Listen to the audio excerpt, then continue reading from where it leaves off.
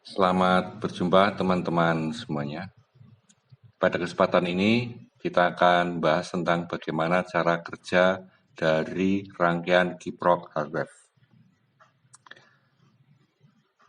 Sumber tegangan dari kiprok itu berasal dari spool motor.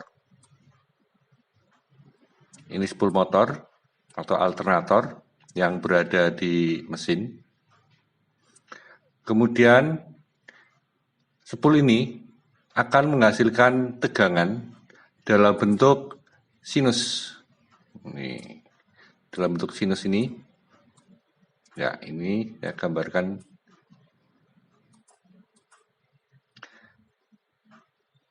Ada dua bagian di dalam gelombang sinus. Yang pertama adalah bagian positif, kemudian yang kedua adalah bagian negatifnya.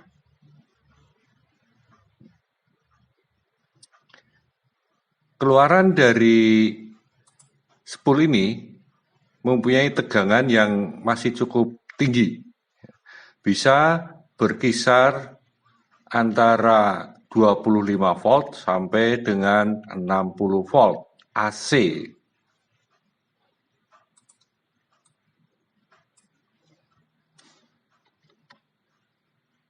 volt sampai dengan 60 volt AC ini cukup tinggi. Coba.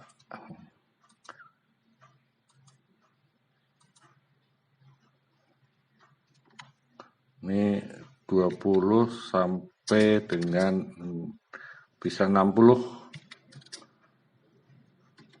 VAC.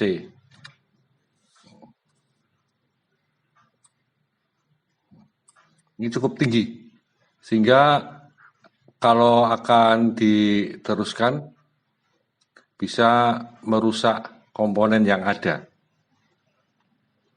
Oleh karena itu,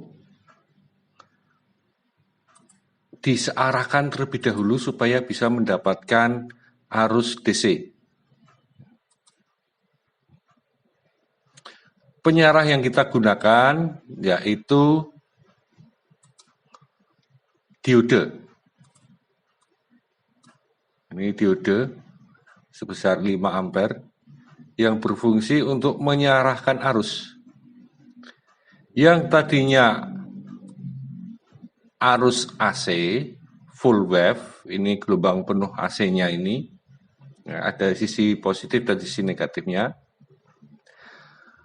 Oleh diode akan diubah gelombangnya menjadi seperti ini. Nah, setengah gelombang. Yang diteruskan hanya gelombang positifnya.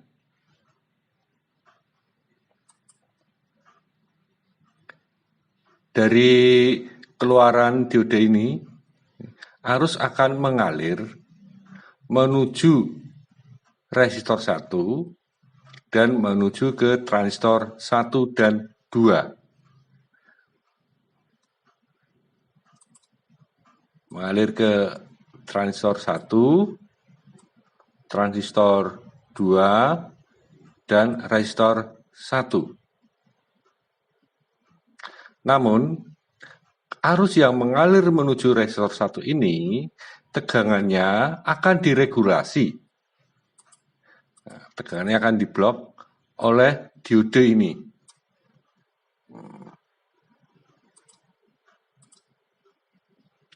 Diode yang kita gunakan adalah diode Zener sebesar tegangan 15 volt, sehingga arus atau tegangan yang ada di antara basis transistor T1 dengan ground ini, dengan ground ini sebesar 15 volt. Ini stabil. Artinya berapapun tegangan yang keluaran dari spool motor ini, ketika melewati diode Zener, tegangannya akan stabil di tegangan 15 volt. Bisa dikatakan ini adalah penstabil tegangan. Jadi ini sebagai penstabil tegangannya. Kalau misalnya zenernya kita ganti dengan 14 volt, maka keluarannya di sini juga menjadi 14 volt. Arus dari zener ini akan mengakibatkan basis dari transistor T1 bekerja. Sehingga arus akan dilewatkan dari kolektor menuju ke emitor. Dari kolektor menuju ke emitor.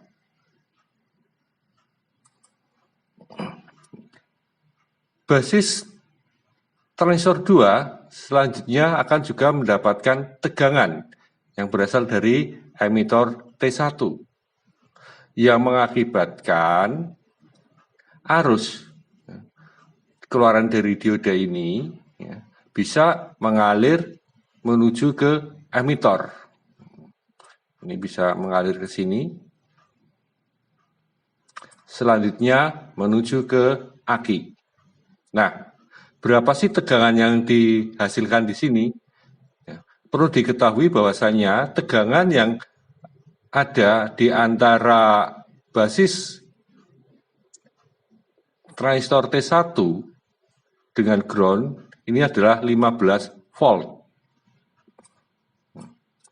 Namun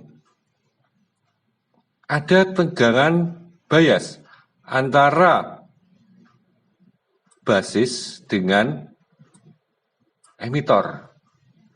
Nah, ini sebesar 0,7 volt.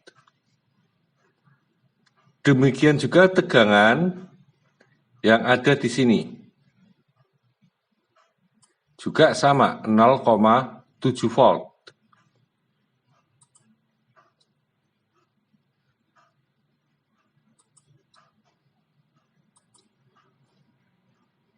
Oke, 0,7 volt. Sama. Kemudian di sini juga sama, 0,7 volt. Sehingga keluaran di sini dari keluaran kiprok yang tadinya arusnya tegangannya 15 volt akan dikurangi 0,7 volt, kemudian dikurangi lagi 0,7 volt, utamanya untuk arus utamanya, untuk tegangan utamanya sebesar 13,6 volt. Ini cara kerjanya seperti ini. Jadi sebenarnya fungsi dari transistor T1 ini TIP31 dan transistor T2 TIP3055 ini berfungsi sebagai saklar. Ini transistor berfungsi sebagai switching, pensaklaran. Dia akan bekerja ketika basisnya ini mendapatkan tegangan. Ini berarti ketika mendapatkan tegangan, arus baru bisa mengalir dari kolektor menuju emitor. Demikian juga, ini juga mendapatkan tegangan basis T2 sehingga arus bisa mengalir.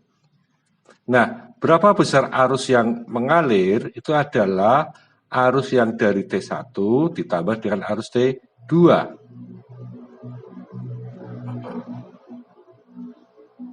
Demikian untuk cara kerja dari rangkaian pengisian. Nah, selanjutnya cara kerja dari rangkaian yang menuju ke lampu. Salah satu outputnya di spool motor ini adalah lampu. Ini yang digunakan untuk mengisi atau menyalakan lampu. Ini lampunya ke sini, keluarannya. Kemudian ke bawah mengikuti gambar kuning, ya, arah panah kuning ini. Namun, Untuk lampu ini tidak disearahkan karena tidak dipasang diode. Jadi bentuk sinyalnya itu masih merupakan sinyal AC. Masih merupakan sinyal AC. Outputnya juga masih AC, tetap AC. AC arus bolak-balik. Dan tegangan di sini, tegangan keluarannya ini masih sama dengan tegangan yang keluar dari spool motor. Itulah sebabnya kenapa ketika kita besar putaran motornya, lampunya akan bertambah terang karena tegangan yang dihasilkan spool motor semakin naik. Nah, supaya lampu tidak cepat mati atau rusak, maka dipasang resistor 2 ini dipasang ini. Gunanya supaya arus yang masuk ke dalam lampu itu dikurangi, dan bisa dikurangi. Ini resistor ini akan membagi arus. Ya, arusnya akan terbagi 2, satu menuju resistor, satunya lagi menuju lampu. Sehingga lampu menjadi lebih awet.